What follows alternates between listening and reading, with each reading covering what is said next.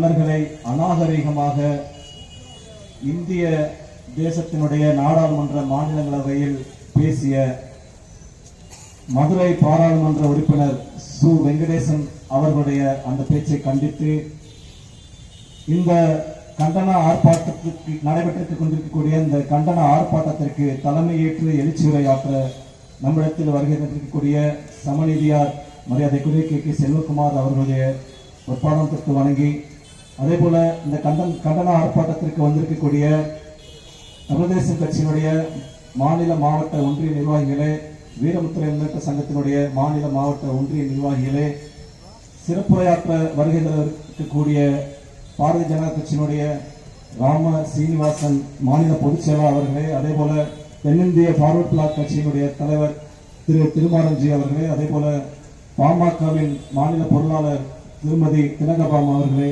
உங்கள் அத்தனை பேருக்கும் எனது மாலை வழக்கத்தை தெரிவித்துக் கொண்டு,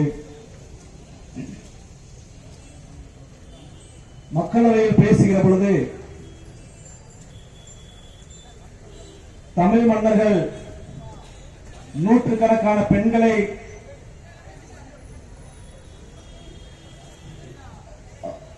வண்டியிலிருந்து இறங்குற எல்லாரும் கொஞ்சம் அப்படியே பின்னாடி போயிடுங்க.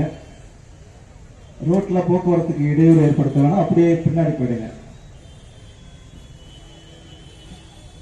தமிழ் மன்னர்கள் நூற்றுக்கணக்கான பெண்களை அடிமைப்படுத்தி வைத்திருந்தார்கள், அந்த புறத்தில் வைத்திருந்தார்கள். அதே போல என்கிற ஒரு வாசகத்தை சொல்லி செங்கோலையும் அவமதித்து பேசியிருக்கக்கூடிய மதுரை பாராளுமன்ற உறுப்பினர் மார்க்சிஸ்ட் கம்யூனிஸ்ட் கட்சியினுடைய சு வெங்கடேசன் அவர்கள் நிறைய விஷயங்களை அவர்களுக்கும் நாம் தெளிவுபடுத்தியாக வேண்டும். பெரியவர்களே, பசிபிக் மரத்தவளைன்னு ஒரு மரத்தவளை இனம், அந்த பசிபிக் மரத்தவளை என்ன பண்ணணும், உலகெங்கு இருக்கக்கூடிய 160 வகையான பச்சோந்திகளை காட்டிலும் கொஞ்சம் வித்தியாசமானது, சிறப்பு வாய்ந்தது. அந்த மரத்தவளை பகல்லையே வந்து தன்னுடைய உடம்பை இரவு மாதிரி மாத்திக்குமா. அந்த மாதிரி பொது உடைமை இயக்கங்கள் வழிவந்து பொது உடைமை சித்தாந்தங்களை பேசக்கூடிய இவர்கள் இன்று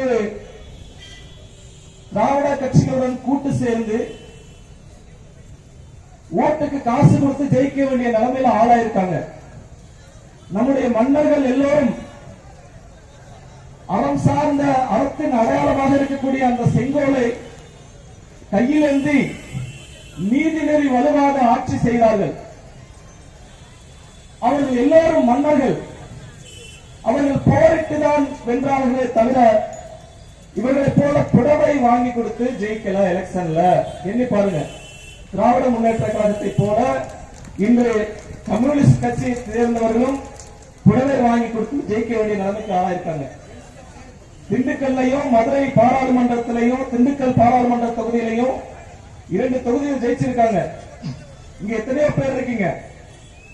திராவிட முன்னேற்ற கழகத்திலிருந்து கண்டிப்பா 300, 500, 1000 கேட்டகரி வைசா அருவா சுத்திய நட்சத்திரத்துக்கு ஓட்டு போடுங்க காசு கொடுக்காம இவங்க ஜெயிச்சாங்களா?